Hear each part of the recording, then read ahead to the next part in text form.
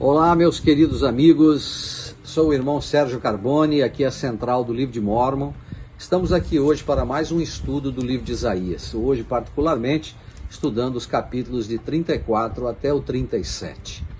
Esse estudo de hoje, ele revelará a cada um de nós já o final aí do período que a gente conhece, né, que alguns estudiosos também chamam de o período do Isaías apocalíptico, né, que é esse período que fala dos julgamentos, dos ais, lançados sobre todas as nações da terra. Falaremos com certeza de momentos relativos aos dias em que nós estamos vivendo hoje, e por essa razão esse estudo é tão importante. Falaremos também do período final da Assíria como sendo uma nação utilizada pelo Senhor para açoitar Israel, e entraremos no período babilônico a partir da próxima aula, o que fará com que nós venhamos a compreender um período de grande esperança, um pouco de sofrimento, obviamente, mas grande esperança para o povo de Israel, para o povo de Deus nas gerações vindouras. Então hoje nós vamos estudar esse capítulo 34, eu queria fazer apenas um resumo desse capítulo 34, para que vocês possam compreender, já que grande parte da simbologia utilizada aqui foi tratada em outras ocasiões, tá ok? Mas aqui nesse capítulo em particular, o profeta Isaías, ele se refere aos últimos dias, né? Ele se refere à punição que será feita para com os iníquos. Isaías, ele profetiza todos os povos da terra, e ele usa expressões como nação, povo, a terra, o mundo. A mensagem dele é clara: o Senhor está irado com as nações da terra e seus exércitos, portanto ele vai destruí-los na segunda vinda. As palavras de Isaías a respeito das expressões, a respeito das destruições, são vívidas, são descritivas, totalmente destruídas, abatidas, mortas, carcaças, sangue, cheias de sangue. Então aí do versículo 1 ao 8 vocês vão encontrar essas expressões. Sacrifício, enfim, além disso a terminologia que Isaías utiliza, né, ela lembra o sacrifício de animais no templo do Senhor. Vocês sabem, quando a gente estuda o Velho Testamento, a gente aprende a respeito dos sacrifícios que eram realizados na antiga Israel, que ocupavam horas e horas de um dia, onde o povo ia lá e fazia os seus sacrifícios com o intuito de obter o perdão de seus pecados e fazer uma purificação da sua vida. Então isso não foi uma coisa, vamos dizer assim, corriqueira na realidade. Ela tinha um significado profundo, ela tinha a intenção de relembrar que um dia o Salvador Jesus Cristo viria e expiaria pelos pecados da humanidade. Mas era o derramamento de sangue de animais, e o Senhor utiliza essa simbologia toda para referir-se ao que aconteceria nos últimos dias, quando ele derramasse o seu julgamento sobre as nações. Ele usa abate, sangue, gordura, sangue de cordeiros e bodes, gordura de rins de carneiros. Então o Senhor vai destruir as nações como se fossem animais de sacrifício. Quando ele usa rins, quando ele usa os órgãos internos, ele está falando da força vital, ou de órgãos que dão força vital a homens e animais, né? Mostrando que até a força vital desses seres, né? Os animais, os seres humanos, seria então retirada. O simbolismo de Isaías, para quem tem desafios para compreender isso, eu acho que a grande maioria de nós tem, ele é muito claro. Aqueles que aceitarem o sacrifício expiatório do Salvador serão libertos da destruição. Mas não é uma aceitação apenas intelectual. É no sentido de compreender que nós precisamos nos arrepender de nossos pecados e purificar nossas vidas, para que aquele sacrifício tenha um efeito pleno sobre a nossa vida. Não apenas para nos trazer a imortalidade, mas acima de tudo para nos trazer a vida eterna em decorrência da aceitação da expiação, da observância dos convênios atrelados a ela, né, da perseverança na guarda dos mandamentos de Deus. Então isso é muito importante. Aqueles que rejeitarem a expiação serão mortos como os animais sacrificados de seu templo. Durante toda essa ocasião de grandes julgamentos, Jeová, nosso Salvador, defenderá a causa de Sião e protegerá o seu povo. Nos versículos seguintes, né, que é a partir do versículo 9, ele menciona cenas ainda relativas a essa ocasião e a esse período, né? Esses momentos são momentos muito complicados. Por exemplo, quando ele menciona aí no versículo, a partir aí do versículo número 9, por exemplo, eu gostaria de ler esse versículo. Ele diz: os seus ribeiros se tornarão em piche, e o seu pó em enxofre, e a sua terra em piche ardente. Então eu vou ler o 10 também, que eu acho que vale a pena. Nem de noite, nem de dia se apagará, para sempre a sua fumaça subirá, de geração em geração será assolada. De eternidade em eternidade ninguém passará por ela. Então, Isaías continua essa profecia sobre a destruição de Edom. Edom era um povo que são descendentes, os edomitas, né, que habitam Edom, eles são descendentes de Esaú e sempre foram inimigos de Israel. Os árabes, as nações árabes, elas provêm dessa época, desse período. Eles são descendentes de Esaú. Talvez hoje fica mais fácil a gente entender porque tanta rivalidade, né, entre árabes e judeus, justamente em decorrência de séculos e séculos de guerras, enfim, de lutas entre esses povos, né? E Edom é também aqui caracterizado nesse capítulo como símbolo do mundo e de toda a sua corrupção. E eles serão destruídos no devido tempo. A descrição de Isaías, quando ele menciona o piche ardente que enche a terra de Edom e que sua fumaça sobe para sempre, é uma lembrança da destruição de Sodoma e Gomorra por fogo e enxofre. Ela apresenta um quadro de terror, vamos dizer assim, para os iníquos que serão consumidos pelo grande poder da glória de Cristo em sua segunda vinda. Então, às vezes a gente lê essa passagem e pode ficar um pouco amedrontado. Eu tenho conversado com algumas pessoas, inclusive alguns jovens, que realmente ficam assim amedrontados, né, diante de certas cenas mencionadas nas Escrituras, né? Seja no livro de Isaías, seja no livro de Daniel, seja no livro de Apocalipse. Mas, irmãos, nós não precisamos temer se nós formos retos. Nós não precisamos ser perfeitos. As Escrituras não estão dizendo que nós temos que ser perfeitos, mas nós temos que ser retos. Embora o Salvador tenha nos desafiado a ser perfeito como Ele é perfeito, como Ele, o Pai dele é perfeito, essa perfeição absoluta não vai ser alcançada nessa vida. Mas o Senhor entende o nosso coração. Ele sabe se nós estamos nos esforçando para ser retos, se nós estamos procurando viver no seu caminho, se não nos estamos misturando com a imundície e as impurezas do mundo que nos cerca. Então nós precisamos ter a certeza de que nós estamos do lado certo, fazendo a coisa certa. Então não precisamos temer. Os ímpios é que precisam temer. Aqueles que zombam das coisas sagradas, aqueles que perseguem os santos de Deus, aqueles que mentem, esses é que precisam se preocupar. Então fica aí o meu desafio a cada um de nós. Então esse capítulo ele continua, e aí ele vai mencionar, né, que as cidades serão desoladas, os animais vão habitar dentro delas, como nós já vimos, inclusive quando estudamos a respeito da Babilônia. Então isso tudo nós já mencionamos.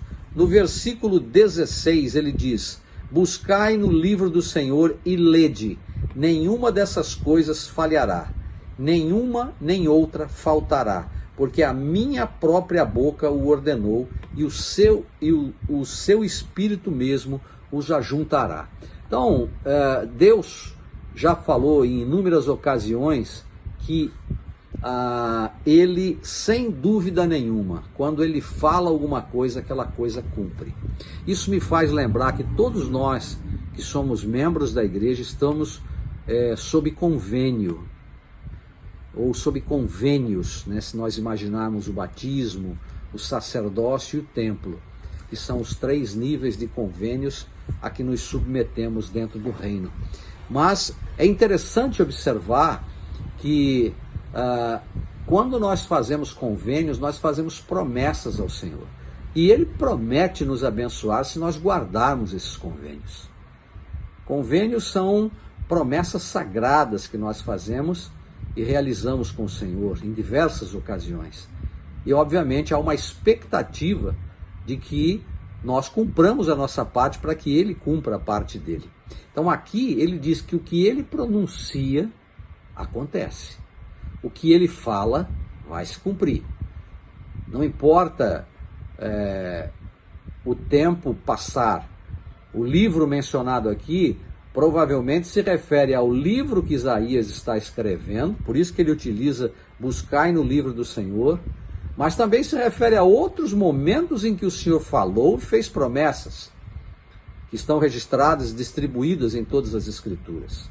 Por isso que é um momento tão importante, né? Depois disso, ele fala no versículo 17, porque ele mesmo lançou as sortes por eles, e sua mão lhe a repartiu com o cordel, para sempre a possuirão de geração em geração.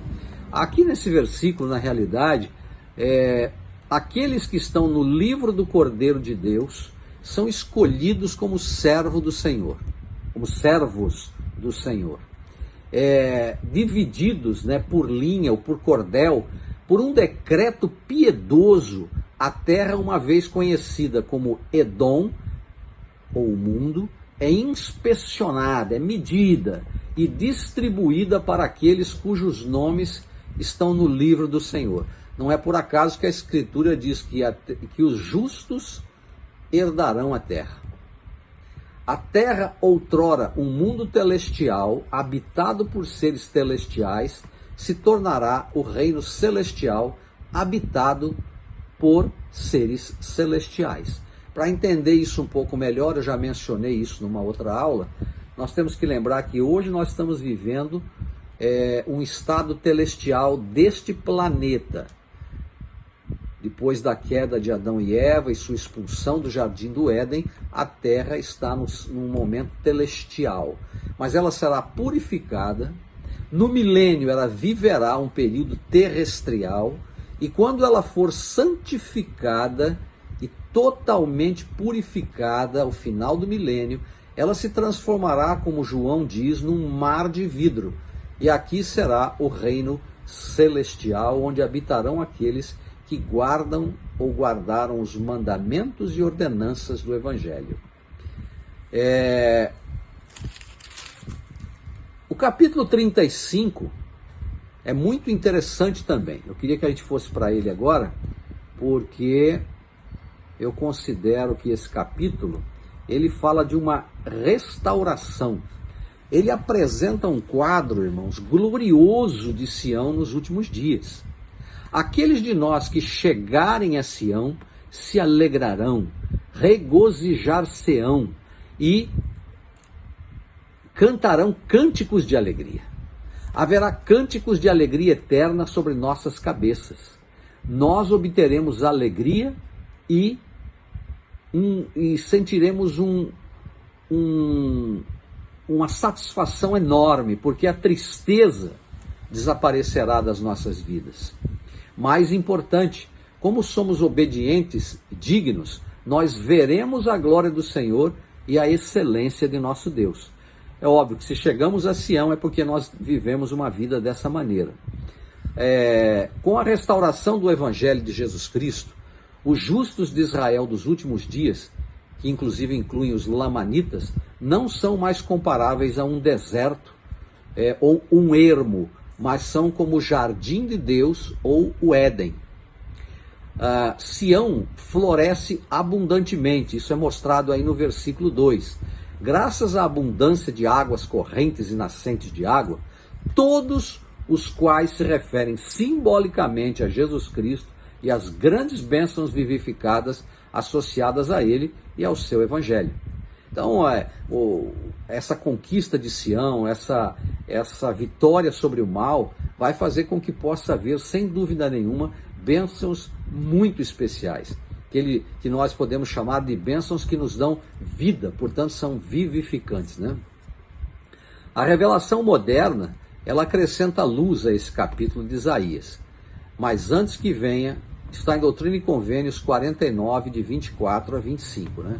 Mas antes que venha o grande dia do Senhor, Jacó florescerá no deserto, e os lamanitas florescerão como a rosa. Sião florescerá nas colinas e se regozijará nas montanhas. Então, a revelação coloca Jacó no deserto, ou no ermo, um termo também usado aqui em Isaías 35. E aprendemos que Jacó e Sião florescerão, e os lamanitas florescerão. A palavra florescer sugere que Jacó, Sião e os lamanitas são como plantas ou flores, que estão ali plantadas, estão sendo nutridas e no devido tempo darão as suas flores e darão os seus frutos, né?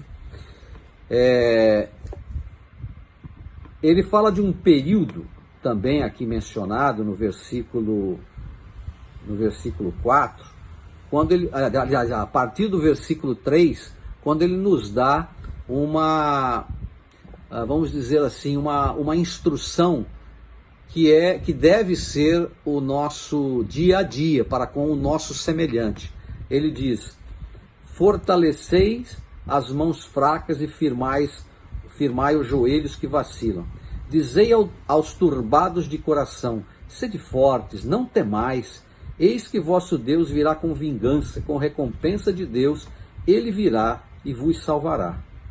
Sabe, há pessoas que às vezes ficam desanimadas diante dos desafios, dos problemas, da imundície que os cerca na sociedade, das barbaridades que são feitas ou perpetradas contra os mais pobres, contra aqueles que são menos favorecidos, sabe? E eles sofrem por causa disso. E então, entre nós, às vezes, existem pessoas passando por dificuldades, por perdas, e que isso traz um desânimo tremendo. Não é à toa que nós temos visto tantas pessoas ao redor do mundo sofrendo com a depressão, muitas vezes em decorrência dessas coisas. Aqui o Senhor está dizendo assim, ó, vá lá, diga para eles: sede fortes, não temam, Deus virá, Ele vai julgar todas as coisas, tenha paciência. E aí então ele diz: os olhos dos cegos serão abertos e o ouvido dos surdos se abrirá. Essa declaração, ela tem uma aplicação literal e também física. Doutrina e Convênios 84, 69 a 70 mencionam também isso aí. Mas ela se refere aos que são espiritualmente cegos, surdos e mudos, que serão curados por meio de sua conversão ao Evangelho restaurado. Muitas vezes nossa visão é limitada por falta de conhecimento. Isaías, inclusive, faz essa advertência: meu povo foi levado em cativeiro por falta de conhecimento. Esse cativeiro não quer dizer apenas um cativeiro físico, mas acima de tudo o espiritual, que é um dos piores que existem, porque eles limitam a nossa visão. Imaginem dentro de uma floresta, ele consegue ver uma árvore, mas ele não consegue ver toda a floresta. Ele consegue ver um riacho, mas ele não vê as flores e as belezas e aquela casa maravilhosa, né, ali construída dentro daquela floresta. Por essa razão, o Evangelho vai abrir os olhos e as pessoas terão suas bênçãos de forma muito especial. O versículo 6 diz: então os coxos saltarão como cervos, a língua dos mudos cantará, porque águas arrebentarão no deserto e ribeiros no ermo. E a terra seca se tornará em tanques, e a terra sedenta em mananciais de águas. Nas habitações em que jaziam os chacais, haverá erva com canas e juncos. Então, do que ele está falando aqui? Esta imagem, estas figuras que ele utiliza aqui, essas figuras, elas têm uma dupla aplicação. Terrenos baldios, desolados, tornam-se jardins nos últimos dias, pelo poder de Cristo. Israel florescerá e brotará e encherá de frutos a face do mundo. Jacó florescerá no deserto As águas apontam para Cristo e sua salvação. Cristo é a água da vida. Anteriormente, Isaías havia escrito ou escreveu que o Senhor será para nós um lugar de largos rios e correntes. Então, é isso que esse mundo vai se transformar. No versículo número 8, ele fala uma coisa interessante. Ali haverá estrada e caminho que se chamará o caminho santo. O imundo não passará por ele, mas será para estes os caminhos, até mesmo os tolos não errarão. Então, o versículo 8, esse caminho aqui mencionado, essa estrada aqui, precisa ser chamado de caminho exaltado, né? E a razão é muito simples, né? Por que isso aqui tem que ser chamado de caminho exaltado? Porque ele é o caminho da santidade. Estreita é a porta e apertado o caminho que conduz à vida. E poucos o encontram. E por que poucos o encontram? Porque eles entraram no caminho estreito e apertado através das águas do batismo, através dos convênios, e eles se santificam para poder obter a vida eterna.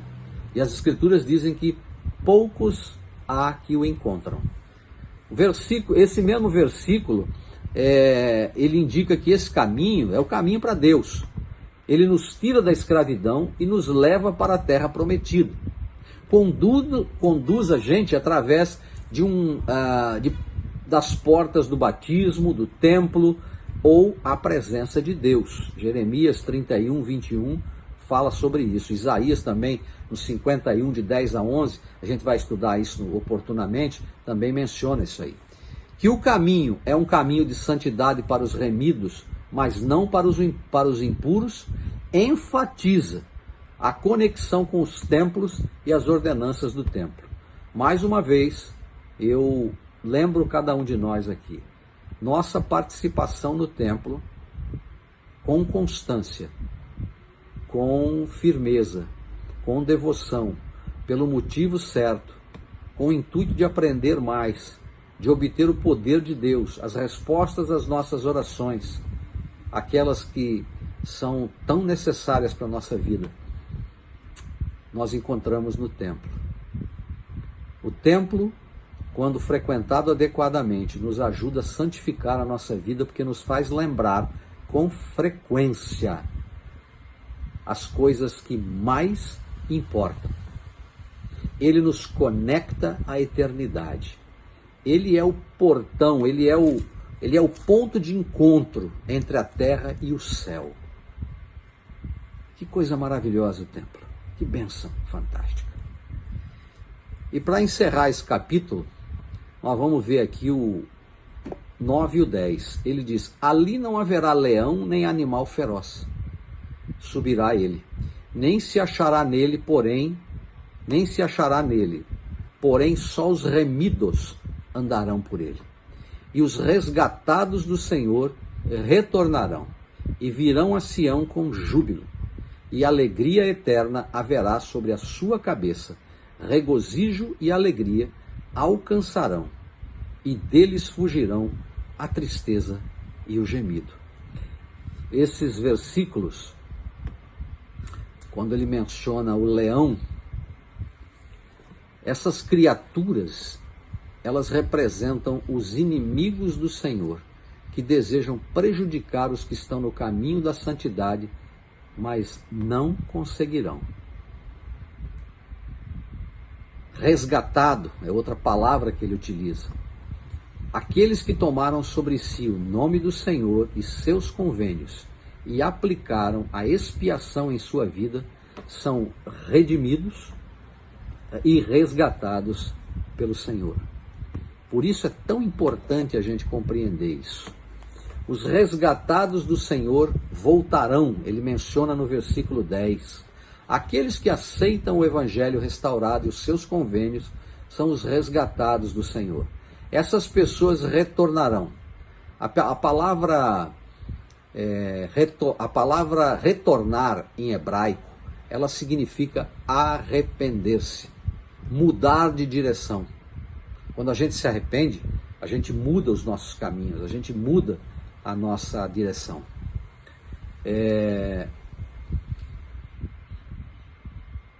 com canções sobre suas cabeças, é outro texto, outro termo que ele utiliza.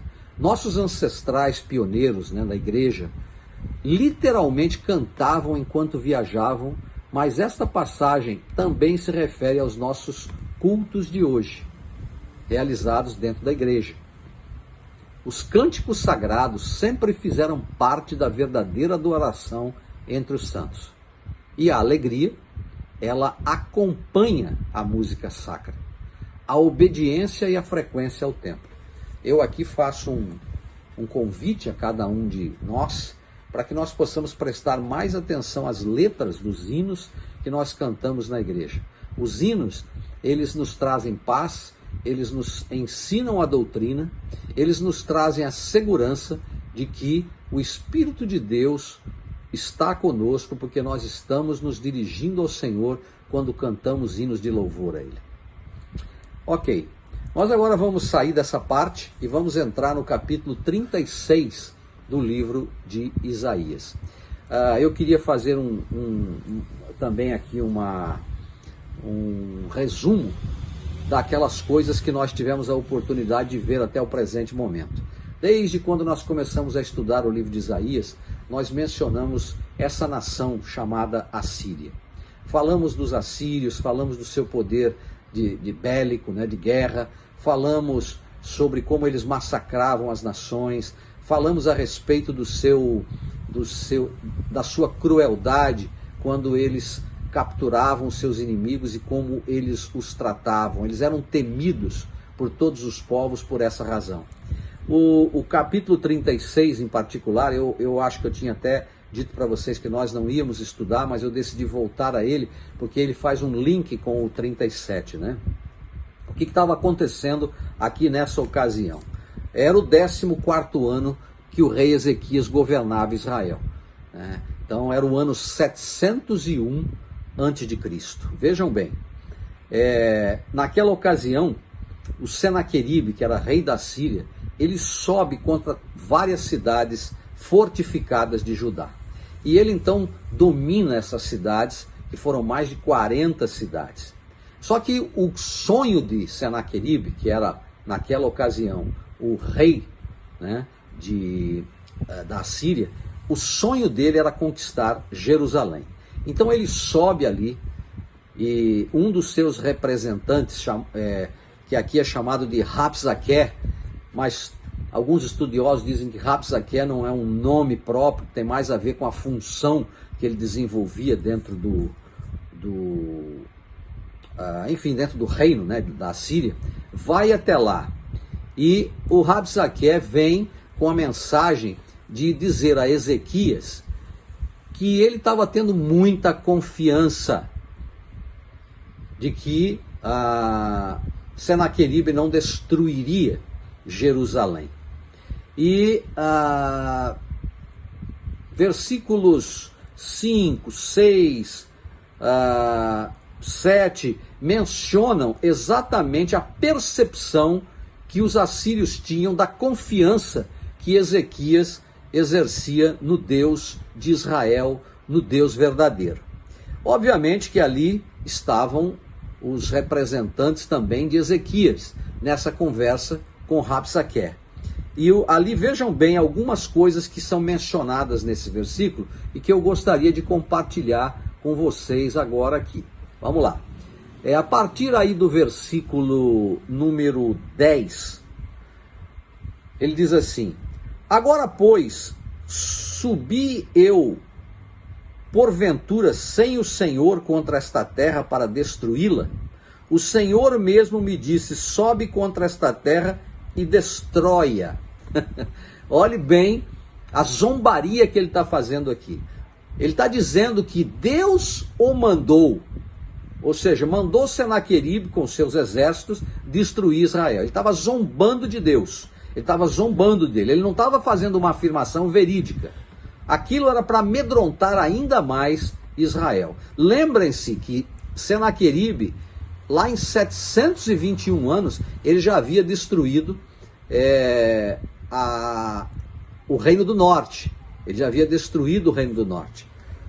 Agora, Versículo 11. Então disseram Eliaquim e Sebna, e Joá e a Rabsaque: pedimos-te que fales aos teus servos em siríaco, porque bem o entendemos, e não nos fales em judaico aos ouvidos do povo que está em cima do muro. Em primeiro lugar, nós temos que lembrar o seguinte: esse Eliaquim, nós aprendemos numa versão anterior, que ele, no capítulo anterior, que ele representa Cristo, ele é um protótipo de Cristo. Ele foi lá para representar o rei Ezequias. E o que estava acontecendo? Para colocar medo na nação de Israel, que ouvia aquela conversa, e os soldados que estavam lá, para colocar medo, ele estava falando na língua em que o povo entendia, mas com o intuito de lançar medo sobre o povo de Israel. Então, nesse momento, o Eliaquim, ele pede, fala na linguagem siríaca, que era uma linguagem internacional de negociação, para que o povo, obviamente, não tivesse medo. Mas olhe só o que aconteceu no versículo 12. Porém, Rabsaque disse: porventura mandou-me o meu senhor só ao teu senhor e a ti para falar estas palavras? E não antes aos homens que estão assentados em cima do muro, para que comam convosco o seu esterco e bebam a sua urina? Ou seja, nós vamos acabar com vocês, eles têm que entender o que nós estamos falando. E depois eles vão comer o esterco e vão beber a urina, porque é o que vai restar para vocês aí. E aí vejam as artimanhas que ele vai utilizando para amedrontar o povo e amedrontar os soldados. Rabsaque, pôs-se em pé e clamou em alta voz em judaico, ou seja, todo mundo ia entender agora, e disse: ouvi as palavras do grande rei da Assíria. Assim diz o rei: não vos engane Ezequias, porque não vos poderá livrar. Nem tampouco Ezequias vos faça confiar no Senhor, dizendo: infalivelmente nos livrará o Senhor, e esta cidade não será entregue nas mãos do rei da Síria. Não deis ouvidos a Ezequias, porque assim diz o rei da Síria: fazei as pazes comigo. Olha as promessas que ele vai fazer agora.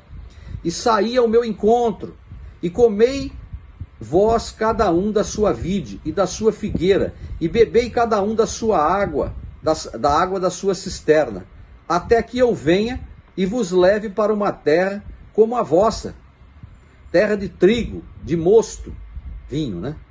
Terra de pão e de vinhas.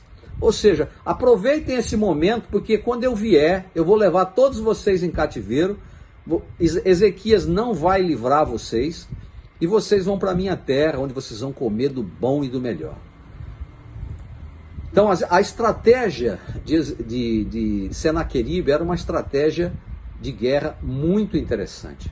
Porque o que eles faziam? Eles invadiam um país, levavam o seu povo em cativeiro, levavam lá para a sua terra, aí eles pegavam outros povos conquistados e colocavam dentro daquela nação que foi agora conquistada, para destruir a sua identidade e evitar levantes contra a Assíria.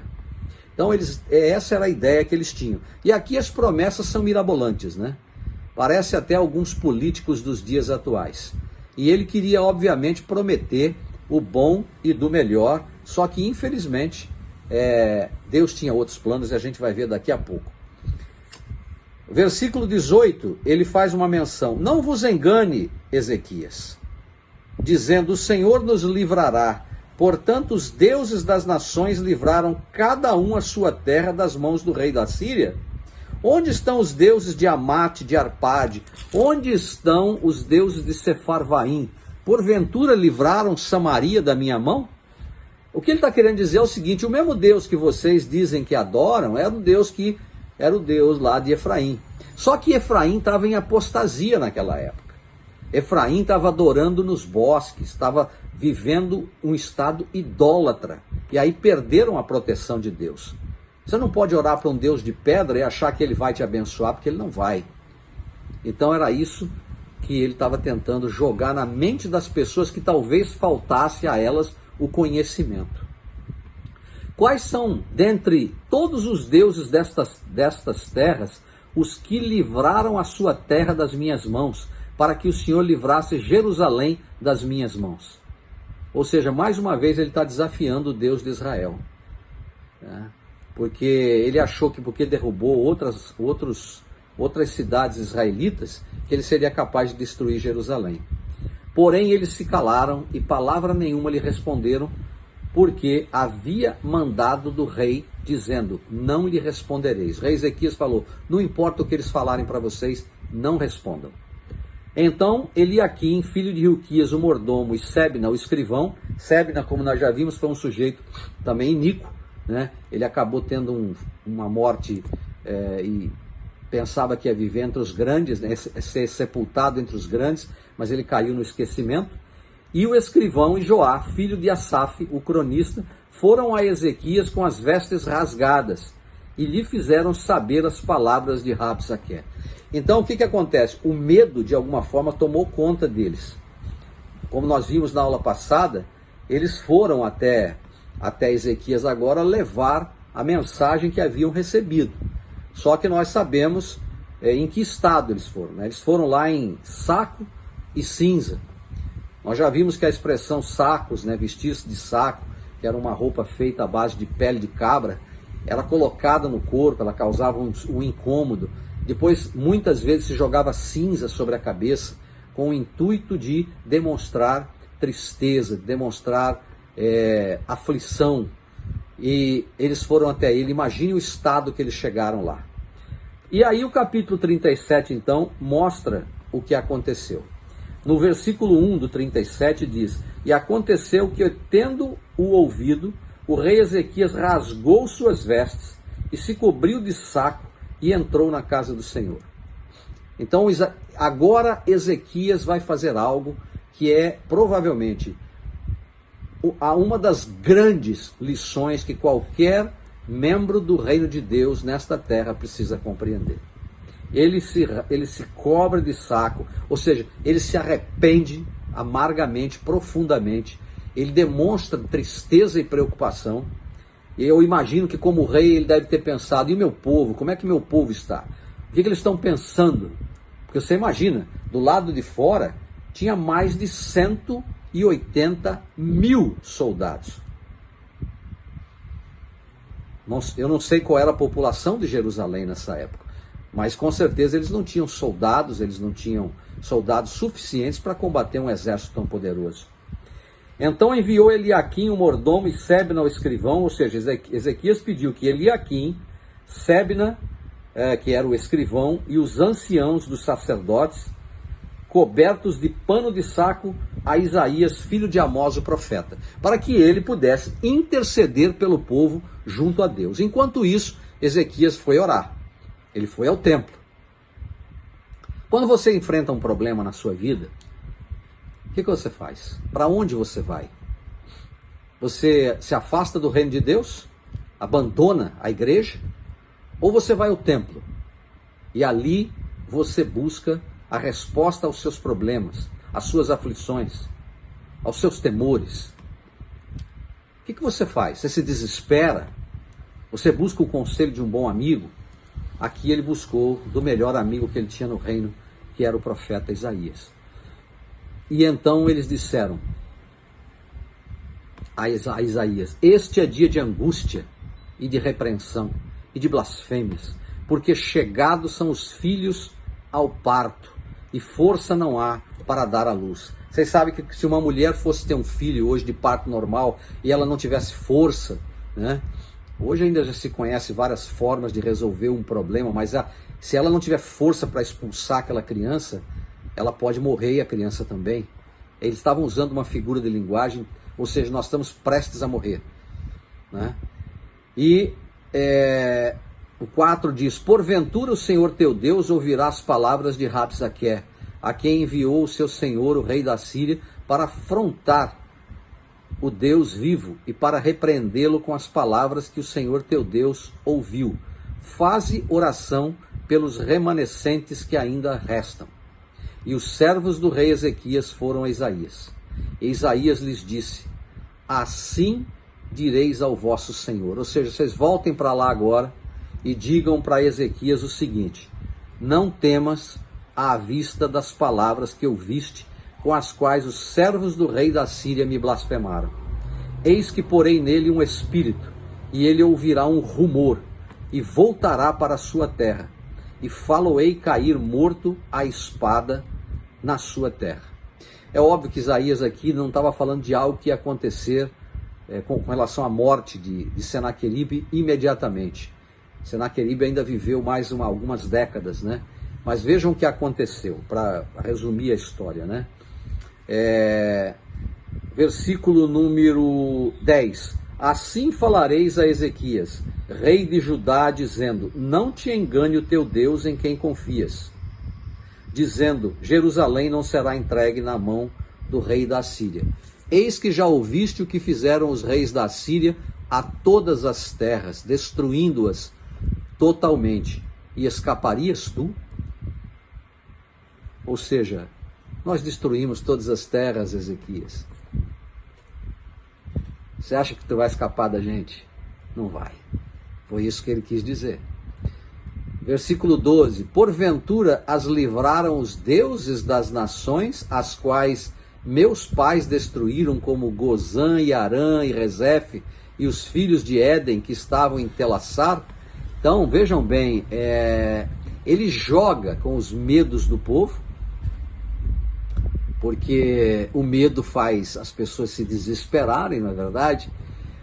Usa uma linguagem de fome, de miséria, causada pela tomada da terra pela Síria. A única coisa disponível para consumo seria o lixo humano, né?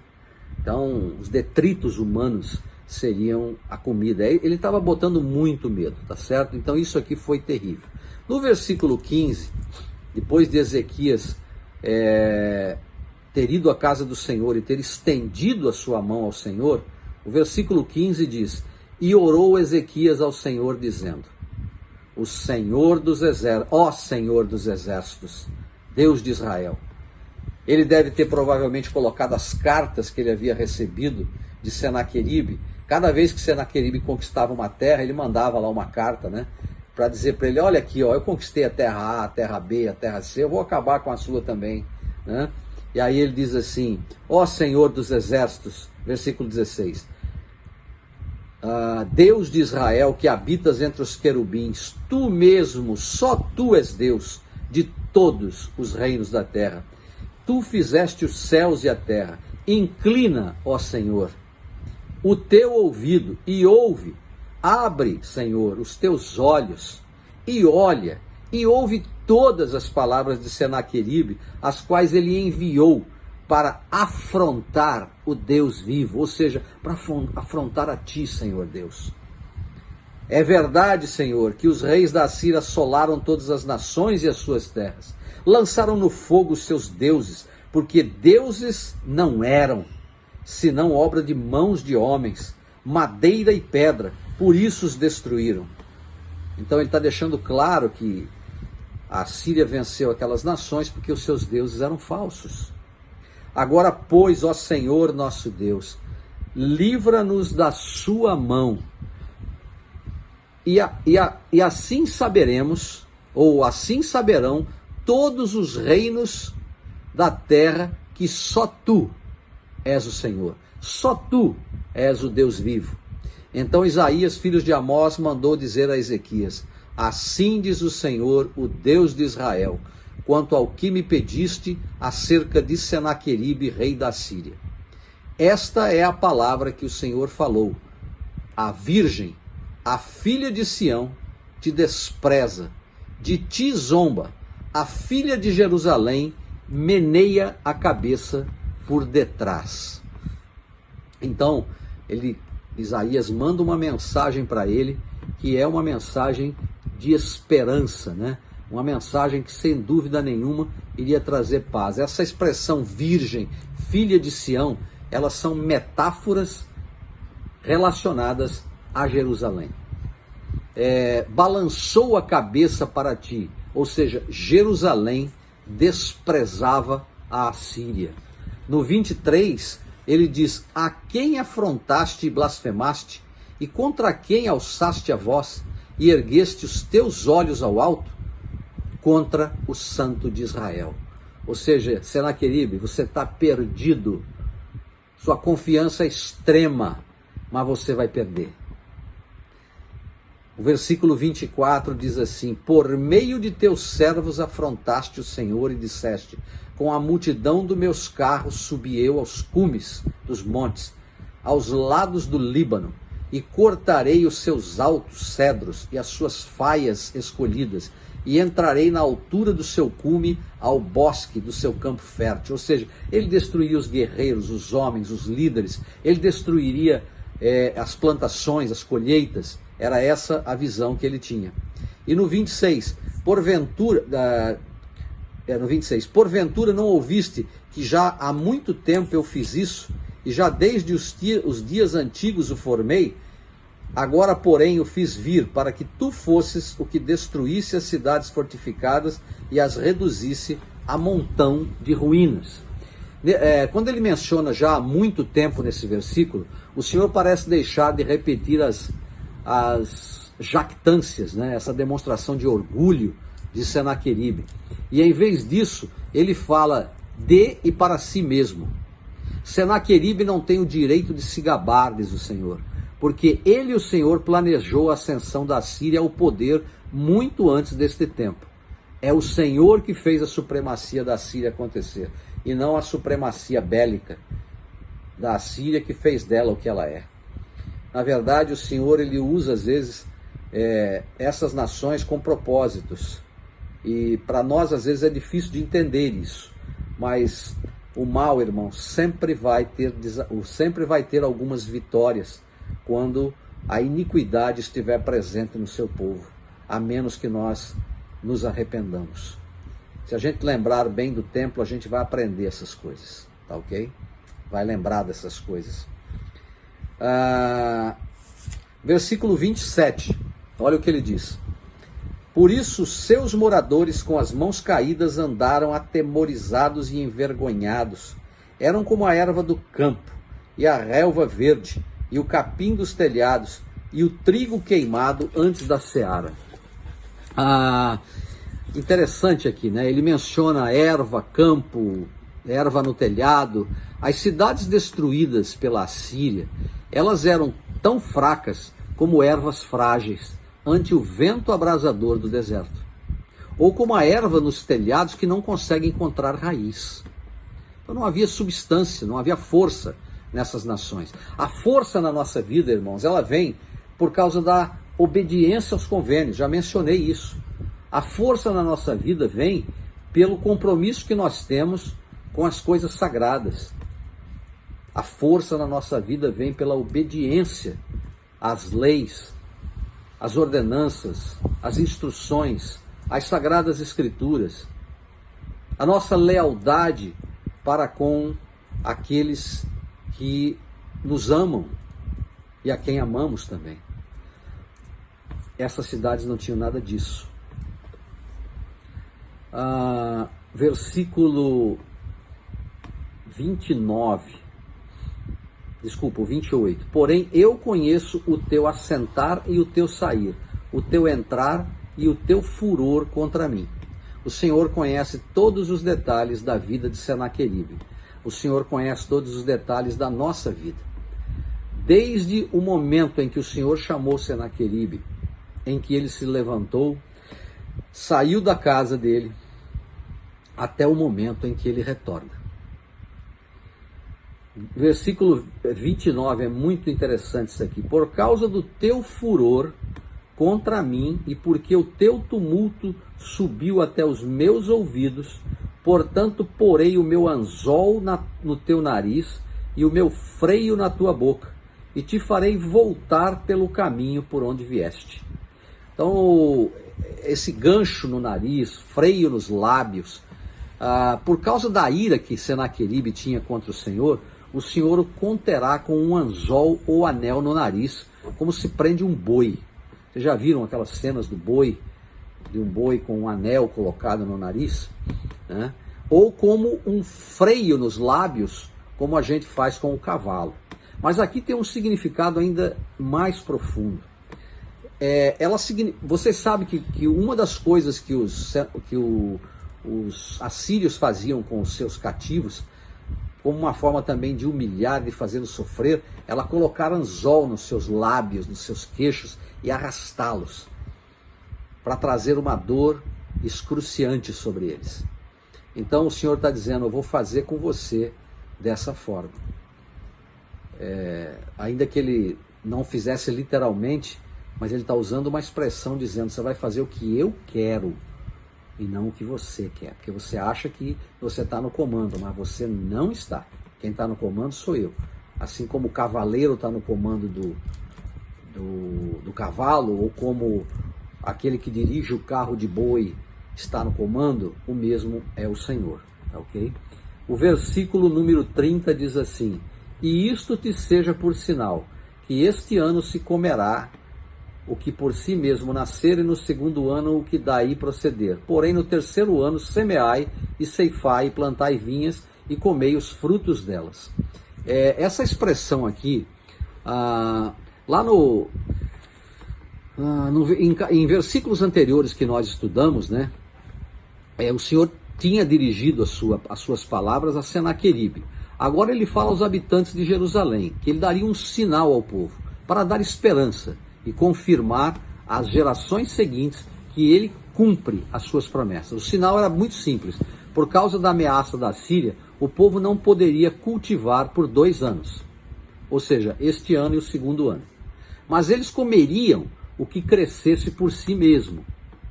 No terceiro e nos anos seguintes, porém, as pessoas seriam capazes de arar, plantar e comer o fruto do seu trabalho.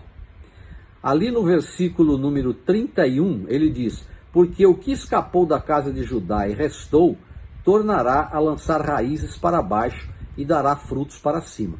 Então isso significa o seguinte, aqueles de Judá que fugiram durante as guerras assírias, retornarão mais uma vez, se estabelecerão na terra, criarão raízes e prosperarão, ou seja, darão muitos frutos. Versículo 32, porque de Jerusalém sairá o remanescente, e do monte Sião o que escapou. O zelo do Senhor dos Exércitos fará isso. Então essa frase aqui, ela se refere ao templo de Jerusalém. O poder de salvação, quando se refere ao zelo do Senhor, assegura o resultado do sinal dado no versículo 30. Ou seja, o povo prosperaria exatamente por causa do zelo que o Senhor tem para com o seu povo, o zelo que ele tem para com aqueles que o amam e que o reverenciam. Muito bem, estamos chegando ao final e vamos entender o que ocorreu aqui mais à frente. Versículo 33 e 34. Pelo que assim diz o Senhor acerca do rei da Assíria, não encontrará nesta cidade, nem lançará flecha alguma, tampouco virá perante ela com escudo, nem levantará contra ela rampa alguma. Pelo caminho por onde vier, por esse voltará. Porém, nesta cidade não entrará, diz o Senhor. Ou seja, vocês não vão entrar aqui, vocês vão voltar pelo mesmo caminho, pelo menos os que sobrarem, né? Não vão lançar flecha nenhuma, meu povo será protegido. Por quê? Ele fala no versículo 35, porque eu ampararei esta cidade para a livrar por minha causa e por causa do meu servo Davi. O Senhor havia prometido a Davi que faria com que Jerusalém seria protegida pelas gerações. Então, agora vem o cumprimento da promessa de Deus no versículo 36. Então saiu o anjo do Senhor e feriu no acampamento dos assírios 185 mil deles. E levantando-se eles pela manhã cedo, eis que tudo eram corpos mortos. Assim Senaqueribe, rei da Assíria, se retirou, e se foi, e voltou, e ficou em Nínive. Nínive nessa época já era a capital da Assíria. E sucedeu que, estando ele prostrado na casa de Nisroch, seu Deus, Adrameleque e Sarezer, seus filhos o mataram à espada, porém eles escaparam para a terra de Ararat, e Esar-Hadom, o seu filho, reinou em seu lugar. É óbvio que esse retorno dele para Nínive e a morte não ocorreram tão rápido assim como eu mencionei para vocês. Ele ainda chegou a viver até 681 anos antes de Cristo, aproximadamente, e foi quando ele então foi morto pelos seus filhos, e um dos seus filhos, no caso o filho mais novo, assume o reino da Assíria. A Síria, a partir daí, passa a ter uma irrelevância no cenário das grandes conquistas, dos grandes impérios, né? E uma coisa interessante, só para que a gente possa prestar atenção, Senaqueribe, ele afronta o Deus de Israel. Ele faz com que o Deus de Israel seja minimizado diante dos seus filhos em Jerusalém, diante do seu povo em Jerusalém. E o que acontece? Ezequias vai até o templo e ora ao Deus de Israel. Ele, dentro do templo, ao Deus verdadeiro, a Jeová, ele ora ao nosso Pai Celestial. O que acontece? Nesse tempo a gente vai ver que tempos depois, décadas depois, o mesmo Senaqueribe que zombava de Ezequias e de seu povo e que orava no templo, vai agora no seu templo, o templo do seu Deus, e ele ora a ele. Só que ele é morto pelos seus próprios filhos, exatamente porque ele era um Deus falso, o Deus que ele adorava. Por isso, irmãos, que nós possamos sempre nos lembrar do Deus verdadeiro, aquele que nós amamos de todo o nosso coração. Presto-lhes o meu testemunho de que Cristo é o nosso Salvador, é o nosso Redentor. Que nós possamos sempre fortalecer esse sentimento e esse conhecimento na nossa vida. Um grande abraço a todos. Espero que, se você ainda não deu o seu like, dê o seu like hoje. Tá ok? Se inscreva no canal. Convide seus amigos também. Vale a pena. Semana que vem, nós vamos ter a oportunidade de estudar os próximos capítulos. Já entrando nessa fase babilônica, e vamos aprender muito. Vamos ver muitos capítulos onde o povo de Israel receberá mensagens de esperança, né, no Deus vivo, de consolo, de conforto, e vamos ter a oportunidade de focar em Cristo, né, no sentido de estudar um pouco mais a respeito das profecias feitas a respeito dele, tá ok? Comunico a vocês também que perderam os vídeos anteriores, que na descrição deste vídeo de hoje vocês encontrarão links dos vídeos anteriores. Aproveitem, porque vocês vão apreciar muito e vão enriquecer o seu conhecimento. Um grande abraço a todos vocês, tenham uma excelente semana.